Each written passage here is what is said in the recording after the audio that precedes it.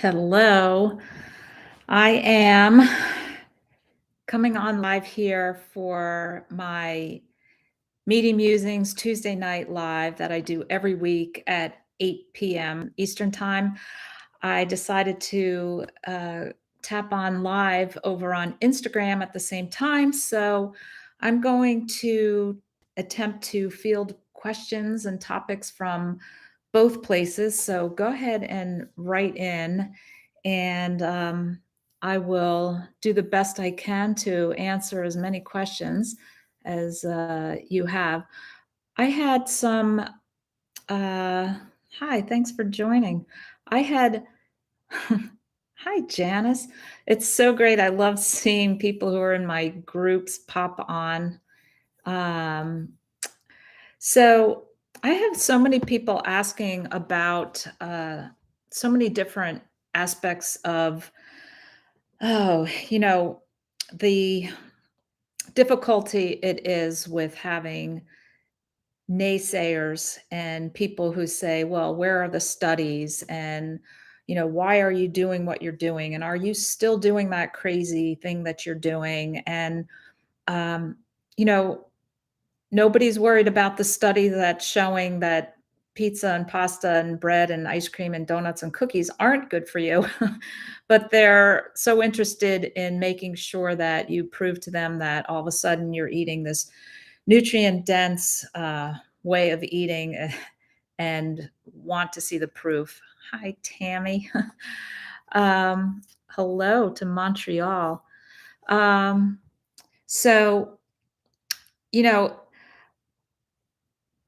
there's a lot of ways that I have come up with to reply to people over the many, many, many years now, 14 that I've been doing this. And, part of it is one of my favorite comebacks is there's no money to be made. It costs millions of dollars to fund a study. And it's the companies and the corporations and the lobbyists that pour money into studies that are going to attempt to prove or cherry pick the studies that do prove what they have a motive to sell. And basically, really, people aren't getting rich telling people to eat meat and drink water.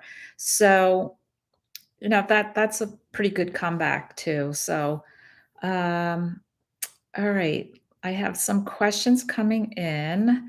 Uh, Hello, Dr. Lisa. Can you recommend over-the-counter eye drops? I can't find that's safe. Yeah, there is a big issue with some recalls, and I would just say stay with some of the major players in the field now, not some uh, rebrands. I think that Refresh makes a good drop. Blink is one of my go-to drops, but you know, in my 32 years of practice, I have not had this issue really crop up. So this is really something that's uh, bizarre that it's been so prominent in, but so I'd say, Sustain has an omega-3 one, and try to go with the preservative-free ones that are individual sterile, these little mini vials. That would probably be the safest at this point. All right, let me go up into the Instagram. Uh,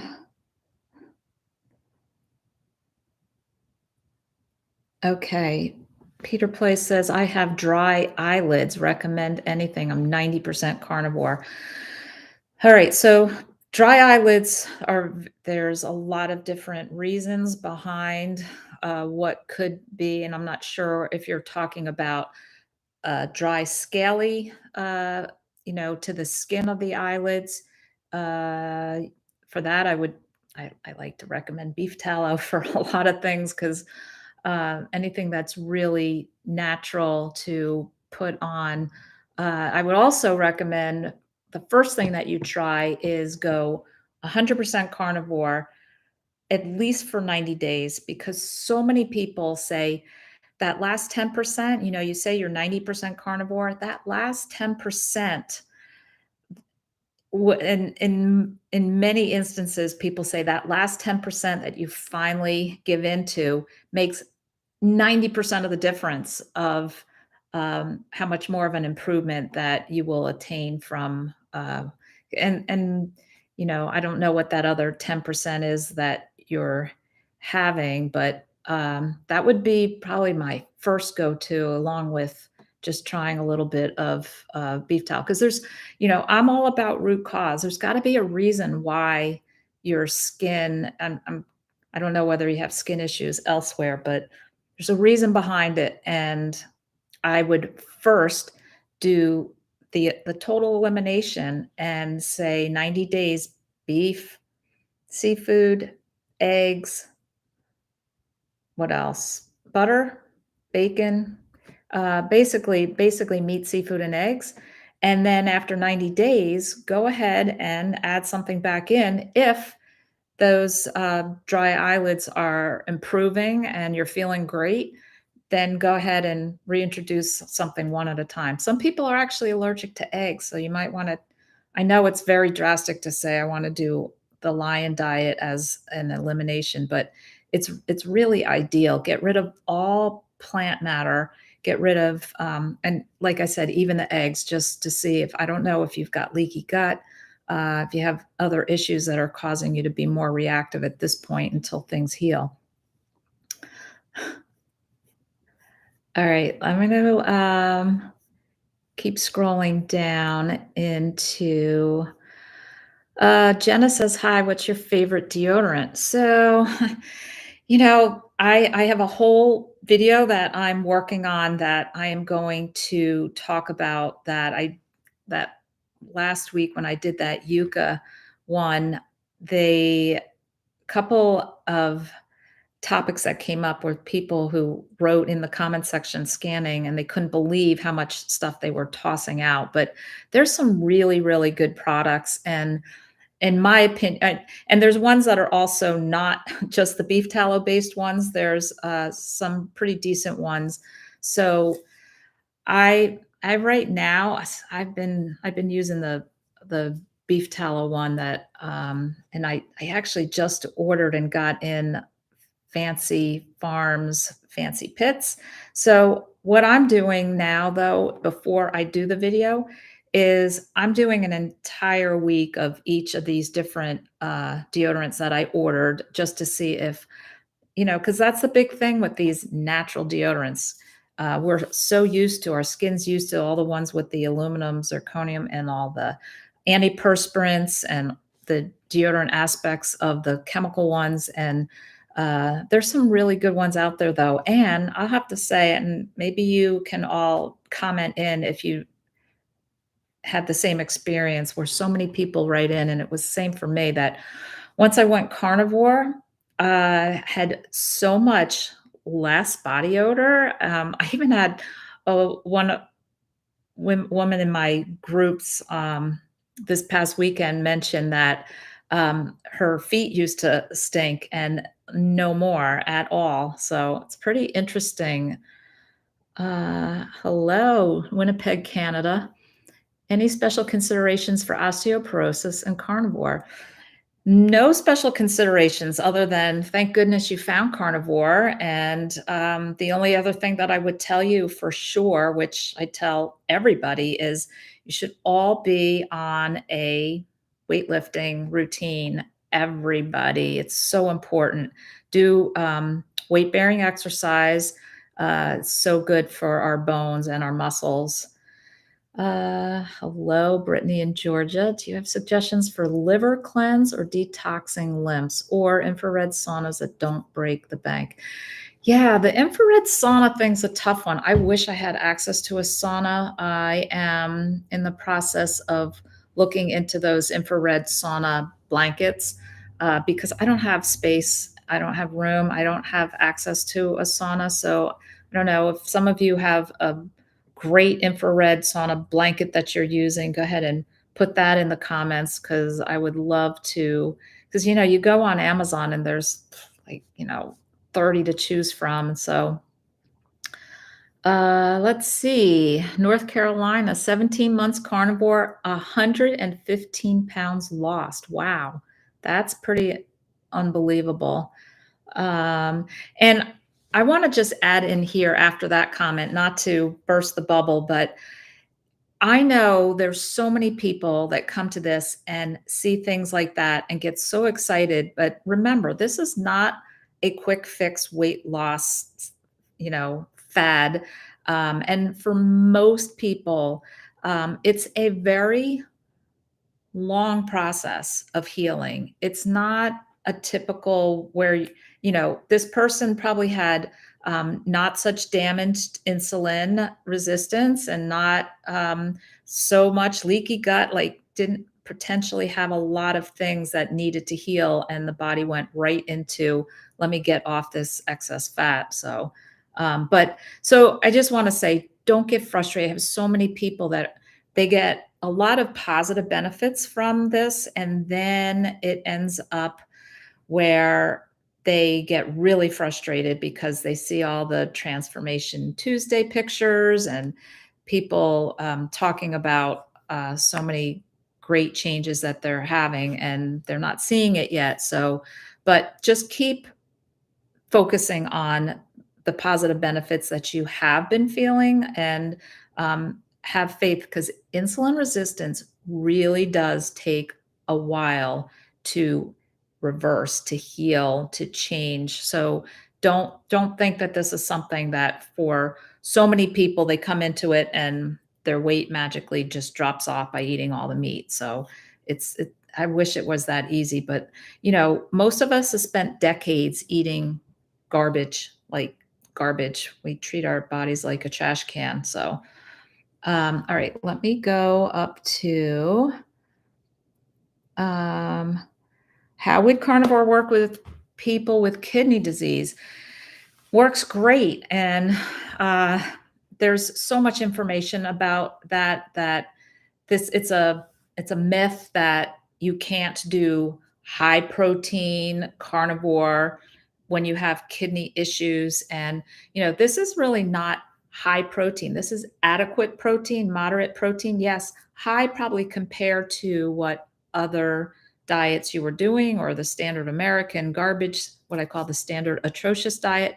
But it this I, my experience from all these years and all of this coaching and talking one-on-one with people with so many different issues, our bodies are going to heal.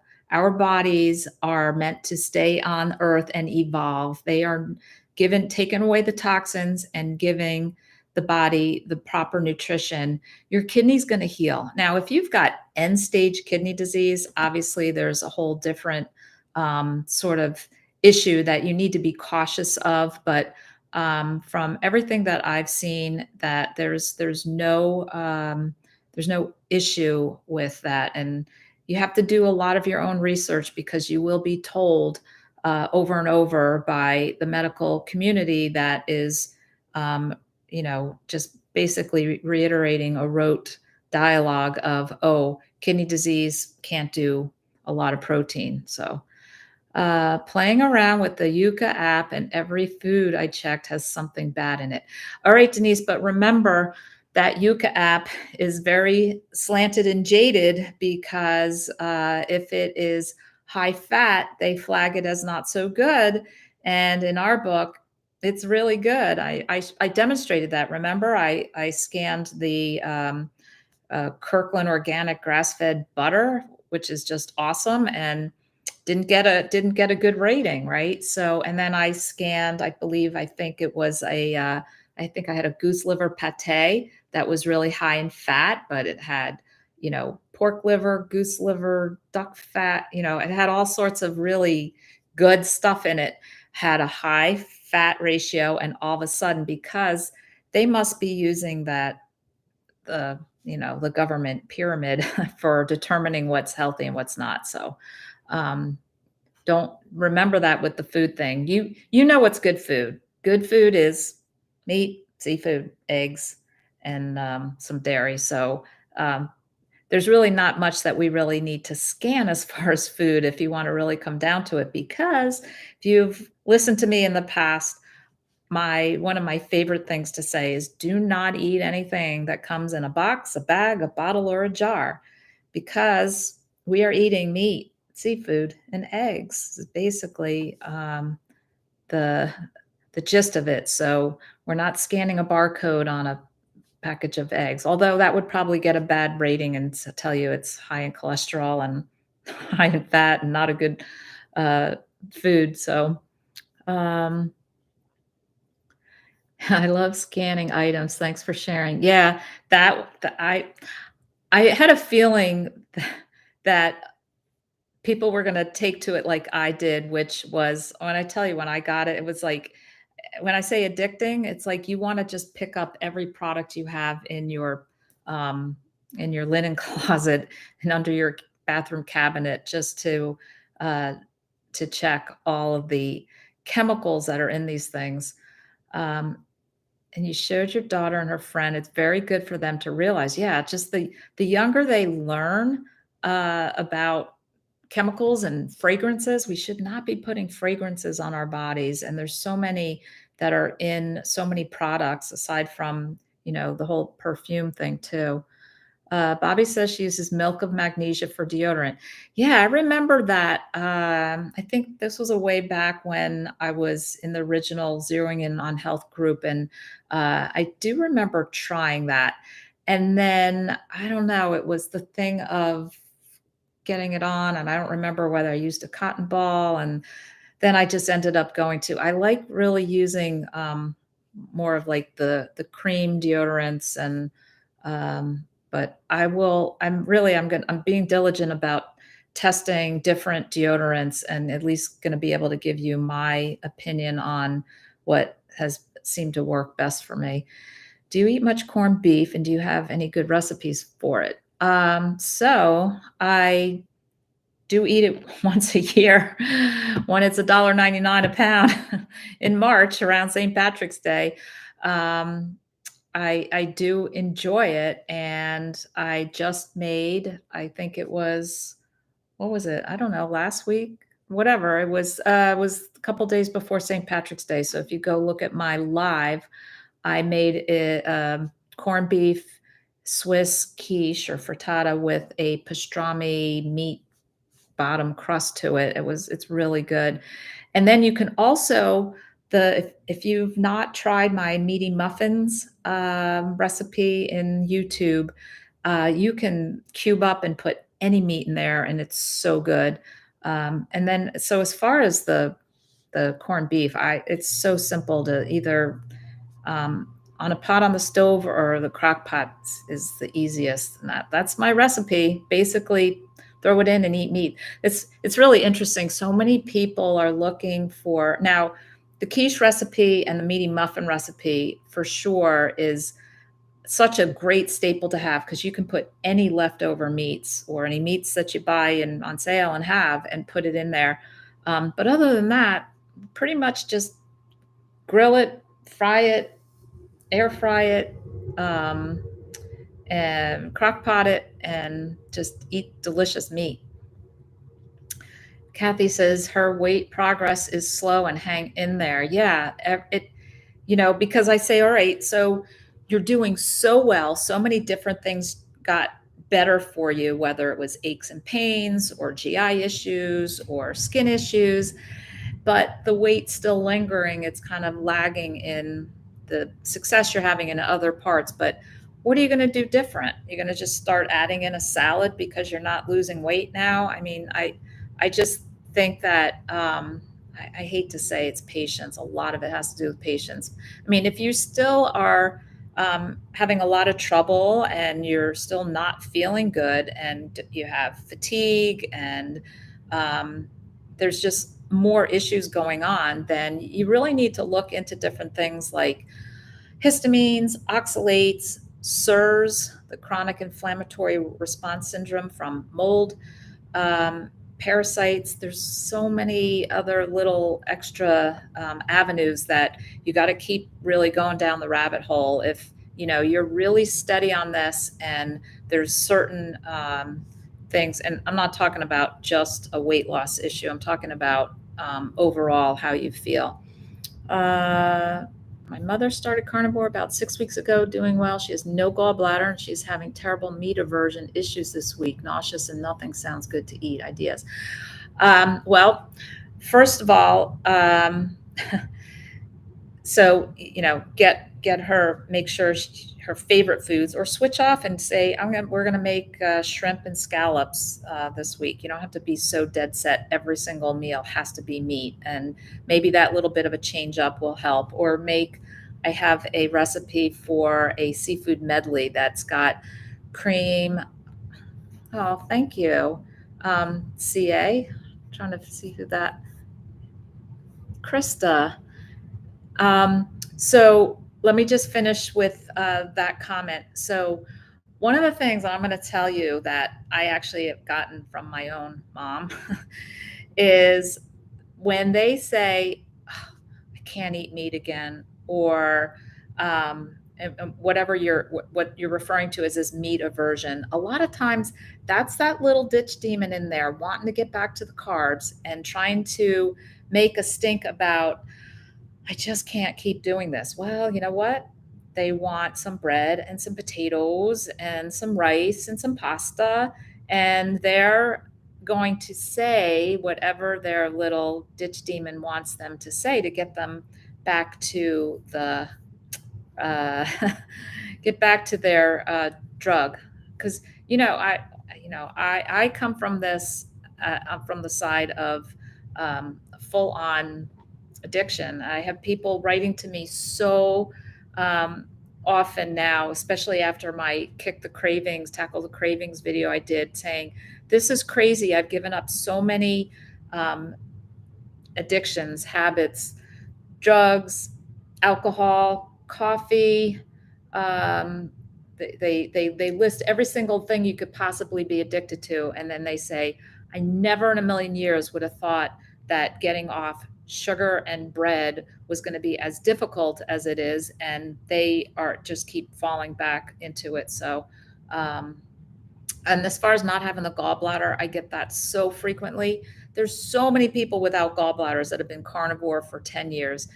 Our bodies have this remarkable way of compensating, and it's this medical, complicated, scientific explanation of how bile and the liver interact, and I could get into all that, but it's amazing. And just at the beginning, just ease up on, don't do real high fat, don't do rendered fat, like the fat that cooks off of a burger.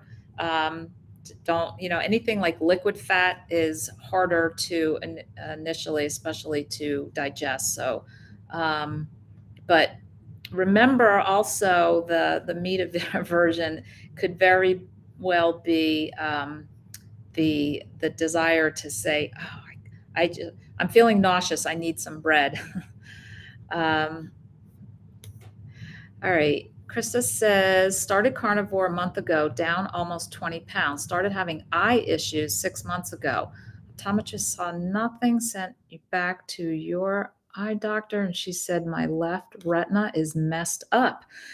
Wow. So here is the lots of questions. Number one, your retina didn't get messed up just very suddenly, quickly. It's probably something that's been there and was just noted, or I don't know how long ago it was since your prior eye exam.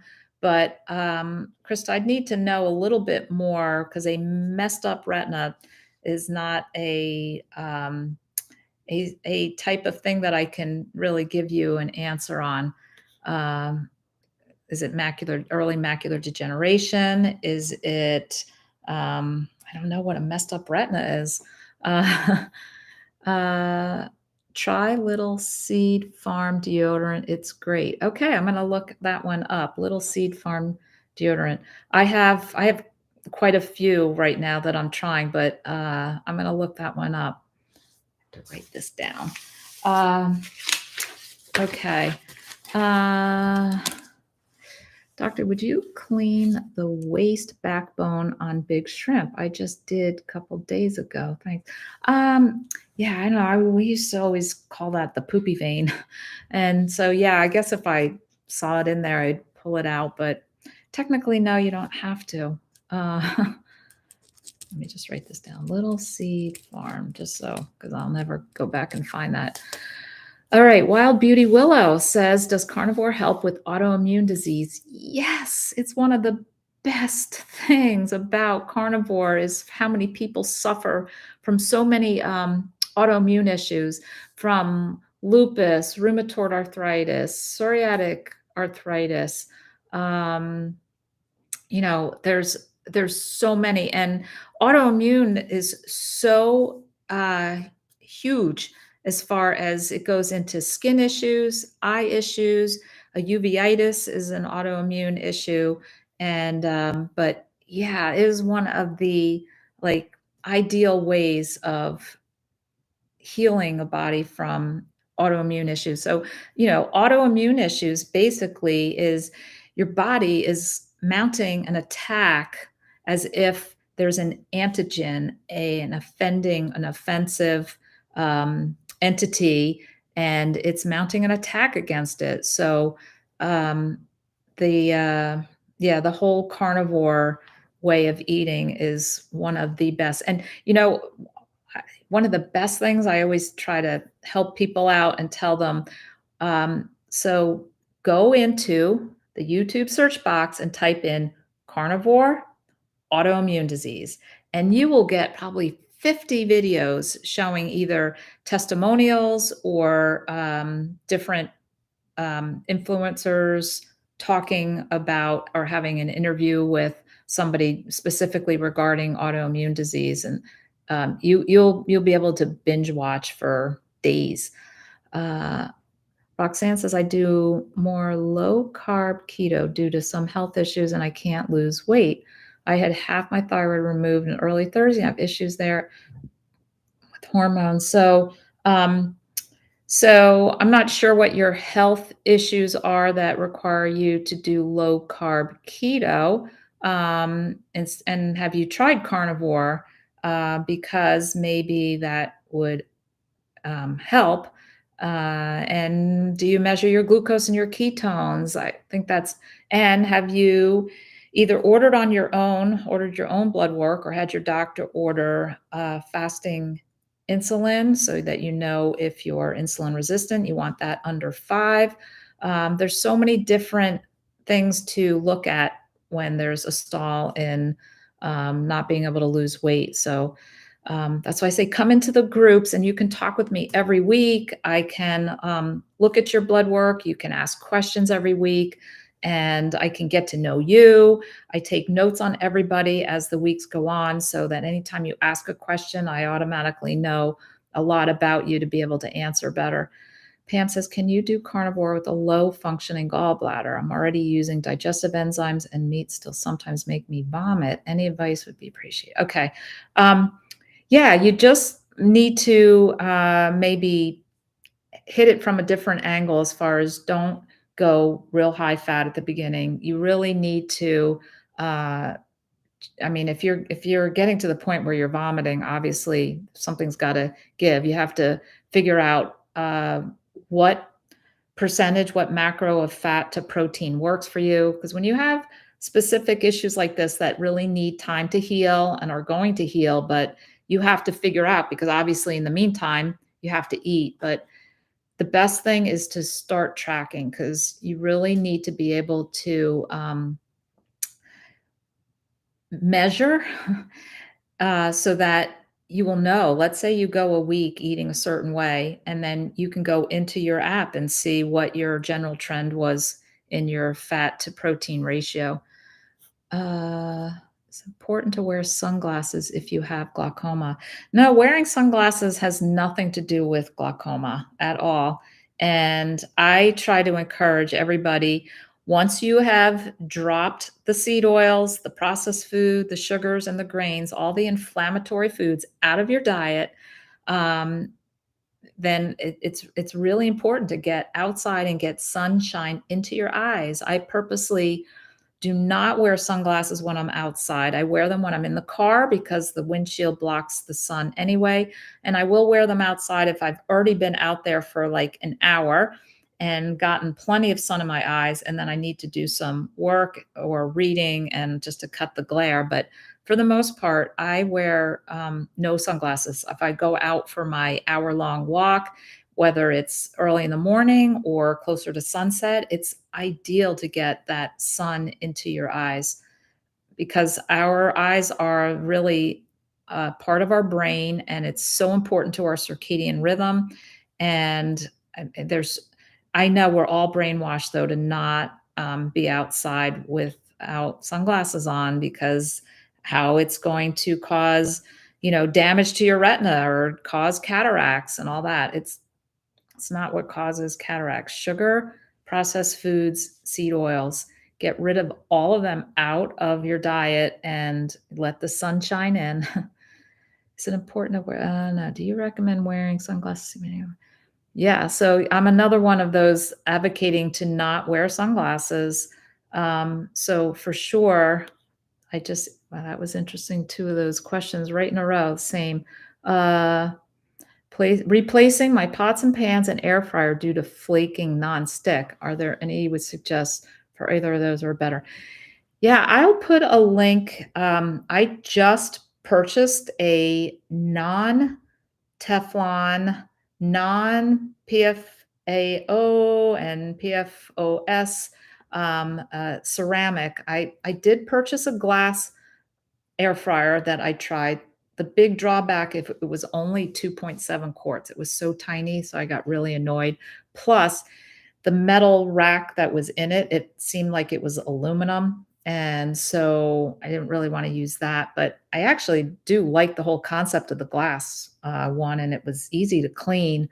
And I'm gonna still play around with it. And just because it's small, I'm not getting rid of it yet. But usually when I make food, I make pound of bacon. I roll the bacon up and put it on its side in there, or I make bacon knots and have it in there. I like to make the whole package. So if you know, when I made my other video, I like to have cold cooked leftovers in my refrigerator. So anytime that moment hits where you're just, having the moment where you just are feeling like you got to eat something and you don't want to turn to anything that's not healthy, having cooked meats and hard-boiled eggs and I don't know. There's so many. I kind of gave a lot of hints in that last video, but I really the flaking of the nonstick. Yeah, that's got to go in the trash. I actually do have the air fryer I've been using for quite a while is just your typical air fryer, which of course has some sort of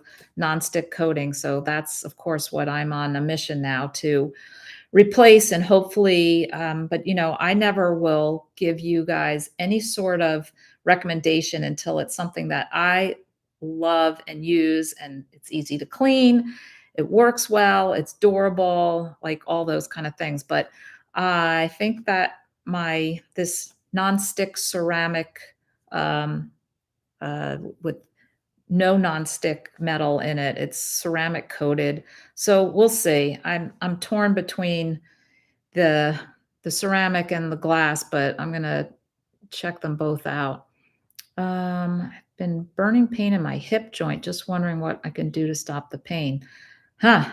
Um, I would try. Do you have access to a sauna?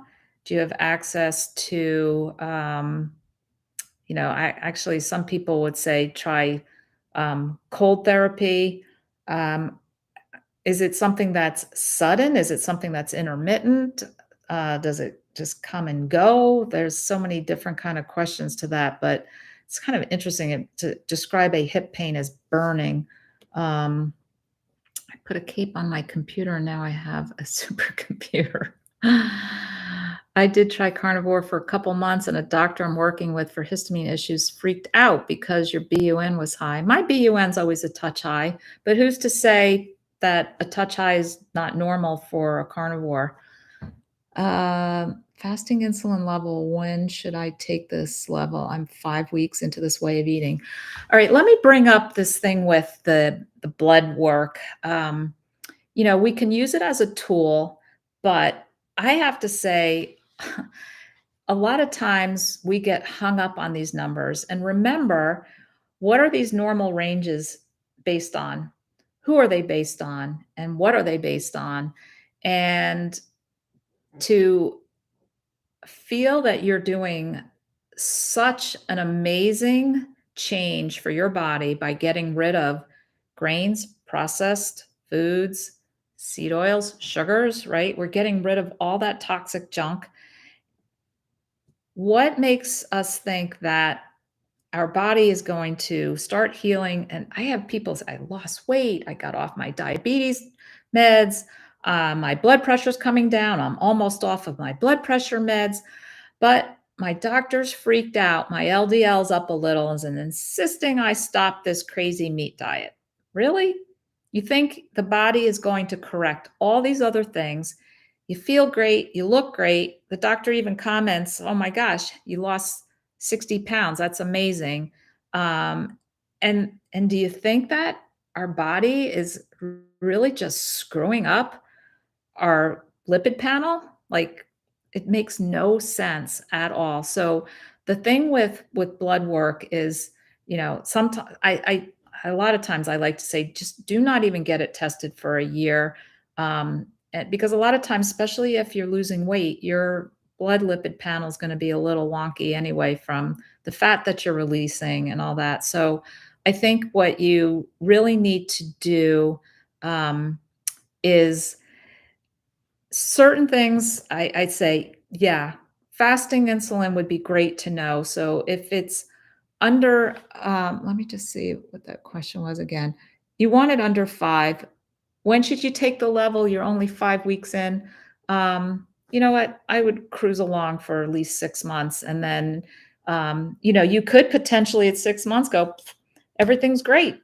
Why I didn't I literally I tested for, I think 2 or 3 years in a row. I did blood work mainly 'cause, my husband at the time was like, "Yeah, you gotta get blood work done. You're eating this way." And then everything was just good. My BUN was, like I said, it's always been just a touch above the normal range, but I just ignore it because I ignore it. And I didn't get blood work for about 6 to 8 years, I think. I don't even remember now. And then I recently started doing it because I had so many people saying, "Gosh, you're out here 14 years carnivore. What's your blood work like?" So, I thought, well, you know what? Let's give them the numbers. So, my triglycerides are great, my HDL is great, like everything's so good. Um, I think that for me, even if my LDLs, well, everything like the ratios are good. You have to really remember you want to look at the ratios, and I'll put in the notes below after I get off. I'm going to put a whole section of the ratios and what you want the number to be under. If Because I know everybody's going to go get a lipid panel. Everybody's doctor. That's because they all are going to want to put you on a statin, but you have to do so much research and not freak out about something like that. And just remember what I'm saying, that, you know, uh, why are we thinking that so many other aspects of our health are improving, but it's not gonna attack your heart. Uh, so I just said sauna for the hip pain because sauna in general is so healing for so many different things that and the heat can also really be um, good. So I just, for me, anytime I hear like a little weird, like burning pain or something, I don't know, I say try to shock your system either with cold or hot. And hopefully the root cause of why that's burning is gradually going to keep improving because you're sticking to a real steady, nutrient dense way of eating. Oh, Pamela just took her Teflon air fryer back to Costco. The Teflon baked off. Wow. That's kind of crazy. That's scary, actually. At least, I mean, the one that I have, I don't see anything chipping or flaking off, but I'm just at the point now. I don't want it, I don't want to have any thought at all in my head about um, these forever chemicals that are in there. And I think the ceramic coated or the glass is the way to go, and bottom line, I guess I should just really grill things or cast iron and crock pot, but the air fryer is just so easy and simple and good and fast, so I'm still on a mission to, find a safe, healthy one.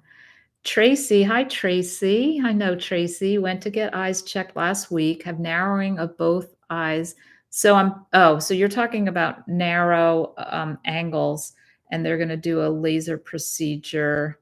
Um, okay, so yeah, you're asking um, about meeting with me. Sure, just message me, Tracy, and I will definitely make time for you.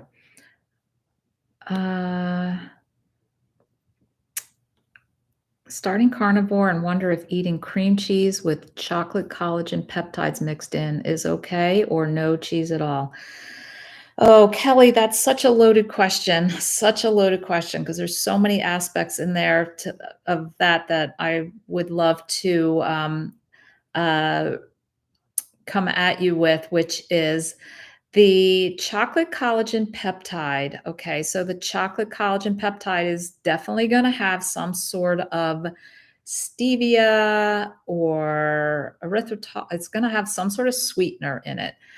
And you mix that with cream cheese, and boy, is that going to be good. And boy, does that typically just make us who have been so um, sad about giving up all of our desserts and chocolate and the things that we so love, it puts you right back in the seat of, like I say, it's like switching the seat on the Titanic. You just changed your seat. You're still on the Titanic. Um, so, that was my comment as far as this is now a decadent um, I'll call it a treat, okay? Add to that the cheese aspect of it. Cheese has casomorphines, and many of us, me myself included, have a very, very strong draw to eat lots of cheese and snack on cheese and fry cheese and eat cheese and have some cheese while we're making some meat. And so if you want to, and this is really hard for me to say too, but I'm going to give you both aspects of it. If you want to get healthy quicker, lose weight, give yourself the better chance of losing weight, you will not have cheese. Dairy in general can be inflammatory and have that casomorphine addictive component. And technically, if you want to look ancestrally, we are the only animal that eats or drinks the dairy from another animal. There's no other animal on earth that goes up to another animal and sucks at its teat or makes cheese out of it. And so, is it really a natural thing that we should be eating? I've even recently listened to 𝗖𝗢𝗢𝗡𝗚𝗎𝗓 talk about studies showing that dairy increases prostate cancer in men and breast cancer in women. So it's really giving me more and more ammunition for myself to say, I got to cut off the cheese. I have to like eliminate it. I and then let me flip to the other side. I never I'm gonna just tell you from my experience, I would not have been able to transition to carnivore without cheese at the beginning. I mean, gosh, it's like I would not be able to wrap my brain around meat, meat, eggs, and water, or meat, seafood, eggs, and water. The cheese just added the component that I needed to get me through being able to make a lot of different recipes, and especially with my family and my kids. And So I know that was a really long-winded answer to your comment about that, but my I get really riled up with the chocolate collagen peptide because that's just code word for, there's your nice little dessert sneaking back into your diet.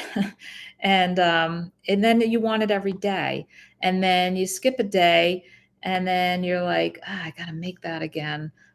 So that's my experience. I don't know, maybe you can moderate a little chocolate collagen peptide cream cheese decadent deliciousness. I can't. Mei says, when I first started carnivore, my glucose levels went down into the 60s, and a doctor told me to eat Skittles. Oh my gosh, how crazy. Um, yeah, and you know what? I've had glucose in the 60s during when I'm doing certain fasts that I experiment with, and I still feel perfectly fine.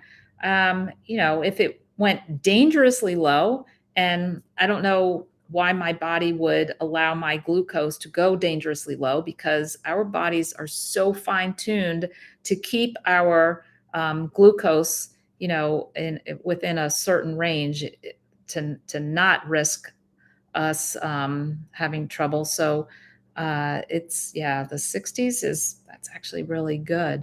Um, you know, I don't know whether you had the levels in the 60s without doing like OMAD or some intermittent fasting, but that's pretty crazy. Pamela says, I haven't been to a doctor in decades, have become my own doctor.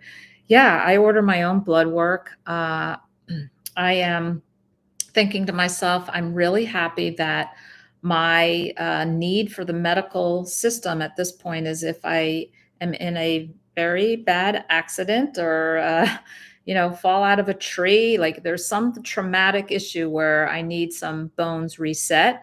That would be a cause for the medical system for me. But for the most part, yeah, it's a sick care system. And not that they're intentionally doing wrong, uh, but they are trained in facilities that are funded by big pharma and even big food. So they are really in the business to I hate to say it, they really want us sick because there's no money to be made in healthy people. So Carrie says 424 days, no coffee or caffeine today. Wow. Um, I won't get off onto the coffee uh, discussion because I know I talk about it so much. But yeah, everybody knows I'm not a fan of putting that in your body day in, day out, host of reasons. Uh, Let me go up into Instagram. I don't want to ignore you guys up here. So what about gout and carnivorous diet? All right, Rob, I've gotten that question so much, and this is what I do. I will go typically and go into YouTube and type in carnivore and gout, and I end up copy and pasting a whole bunch and go back into a DM that somebody wrote, and I click on it and I go, there you go. There's so much information that gout is not caused by eating red meat, and go down the rabbit hole and watch. There's got to be at least 20 different videos talking about gout. Like Sean Baker has one, Ken Berry. But again, if a carnivore diet caused gout, then ancestral man would have all been running around limping with a pain in their, was it your big toe, right? Um, it's just not true. It's from sugar, alcohol. There's a lot of reasons for gout, but red meat is not it. Um, Doctors are fighting against this way of eating. It's pathetic. It is, but some of it is just they don't know better and they just think it's a crazy fad diet. So um, can't can't really fault them all, but I what really angers me, and I'm gonna tell you that I have heard this scenario. What angers me is that a patient will come in and the doctor says, "Wow, you look great. You lost weight. Oh my gosh, your A1C is at 5.5. It was at 10.2." And they're singing the praises and going over the blood work. "Oh, look at that LDL, it's up. Oh, all right. Well, we got to get you on a statin." And wait, wait. Oh, why are you not like saying, "Hey, what have you been doing that is allowing me to deprescribe your diabetes medication?" They're it's so frustrating that they're not, in my mind, and I guess some of it's they don't have time, I don't know, but, that's what's really, really frustrating is, to be able to witness in front of you, healing like that and not take interest and say, "Wow, this is powerful, and, I wanna help others do the same." So, what do you think of the Mediterranean diet, or how's it spelled? They eat lots of fruit and veggies, olive oil, lamb, etc. Well, fruit is sucrose, glucose, and fructose. I don't feel it belongs in our bodies unless I am, starving and out on a savanna somewhere, and that's pretty much what I might come upon something to eat, but that does not belong in my day-to-day life.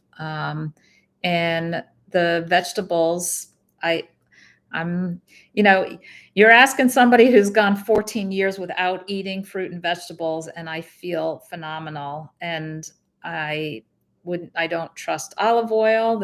I'm very cynical now with the way the world has become and how money drives everything and cutting costs, and how I know, there's 80% of olive oils that were tested were adulterated, uh, to a large extent with canola oil, and I just don't trust it. But, the lamb part of the Mediterranean diet sounds great. Sounds really good. I like lamb. Um, yeah, dehydration causes gout. There's a lot of issues with gout, but it's not red meat. And, where was the study that was done that quote unquote showed red meat cause gout? It's people that are also eating french fries and buns and milkshakes, and whatever study they did, and the person had to fill out a food diary, so they had to go from memory what they ate and what else did they eat, and why are we, and then they cherry pick these studies to show certain things that they want to be able to uh, use as a treatment. But no, you know what they do? Allopurinol. They're handing out the prescriptions. They might verbally say, "Yeah, don't eat red meat, and here you got to take this prescription every day." It makes no sense. They don't look into it. They don't research it, and it's very frustrating. So, um, all right. Let's look at doctors are fighting against this way of eating. Yeah, it's just really bad. That's why a lot of us have kind of segued out of practice, because it goes against the standard of care and it puts us into legal jeopardy to do so. So, Kristen says, "Is having heavy cream in your coffee okay? Maybe just a couple of tablespoons." Yeah, I mean, if you're drinking coffee and eating dairy, which I did and kind of still do, but I'm at the point now where I'm really trying to draw the line in the sand on the dairy for myself. But yeah, I put heavy cream. I used to drink coffee, and it's a hell of a lot better than using any sort of creamer, which is a dead set no. You might want to try putting in a couple tablespoons of butter and a couple raw egg yolks, and use a handheld rechargeable frother. I love mine. I use it all the time to make different kind of what I call nog drinks because I kicked coffee totally to the curb. But I know it's another hard thing to give up, and nobody wants to be told because everybody's going to come at me and say, no, no, there's all these studies that show how good coffee is. Okay, great. It's a health food.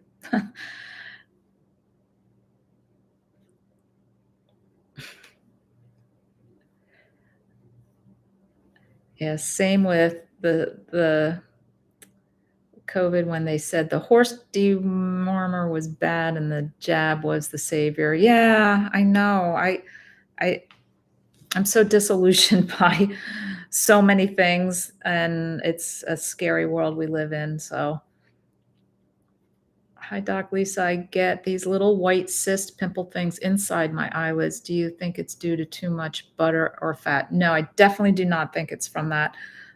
Depending on, there's a lot of things that could possibly be, but typically those are just called concretions. So, Alina, go ahead and look up concretions, CONCRETIONS, concretions, and just look that up, and you'll see it's not from, not definitely not from butter or fat. Uh, yes, Dr. Berry also has some good videos on gallbladder. Yeah. So I always say to do those searches on the YouTube, because just write the word carnivore first and then whatever it is after, and you'll get anecdotal stories, testimonials, and also, it'll pop up a lot more, and a lot of things that probably are not what I'm trying to refer you to watch, but there'll be a really good set that's in there. Suggestion of where to order blood work. Yeah, so there's Let's Get Checked. There is, I've been lately using Life Extension, and there's Own Your Labs. I'll put some links to those. I don't have an affiliate relationship, but if it's helpful, I'll just put a couple links that you can click on. And they're great. The Life Extension one that I've been using the past year or two, you go in, you can order whatever you want. And there's one that's called, I think it's called the diabetes panel, but it's amazing. It's got so much. It's got the lipids, it's got the thyroid, it's got vitamin D, it's almost like a big thorough thing. And I think that one's like 275, but there's other ones that are like $35. You can get probably, whatever it is. There's all these different subsections, but I usually just go for the big guy, and then you just make your own appointment at LabCorp. Life Extension uses LabCorp. There's 3 states, Rhode Island, New Jersey, and New York. I think you're not allowed to do this because somehow their politicians got involved, or their money-making lobbyists somewhere got involved to not have you be able to do that. And I get around, I'm in New Jersey. I get around it because my mom lives in Pennsylvania. So I just will do it when I go to visit her, or when I go down to Florida. I've already got one blood work booked for my next trip down to Florida. And you order it, and then you just go have your blood drawn within the next 6 months. And they actually will also, at least this Life Extension one, I don't know how the other ones work yet. I'm going to try each of them, but they will, you're able to also have a phone consultation with a doctor included in that, about to review your blood work. So I don't know how worthwhile that is, because you all know what we've been talking about here. But, I think we're all smart enough that we can take each of those different tests that were done and do your own research. We have so much information at our fingertips. It's just crazy. So, all right, I'm already at the end of the hour. Thank you so much for joining. And I hope that you find it useful to have these Q&As. And I'll be back to, I don't know, I'm going to see what you all write in and ask for as far as you want me to do more recipe lives or different topics. I'd like to do a whole one just on dry eye because that's such a pervasive issue for so many people. Um, Doctors have no clue on how to be healthy. No offense, Dr. Lisa. Yeah, some of us do. Some of us are totally awakened to the whole thing. So, and you can find some good ones out here. You just sometimes, it really takes a lot of research and but you can find them. There's databases you can go on. I think it's on Low Carb USA. They actually have a whole database of low carb friendly physicians. So that's something definitely worthwhile to look at if you really need a doctor's help. All right. Thanks so much for joining, and we'll hopefully catch you next Tuesday. Bye.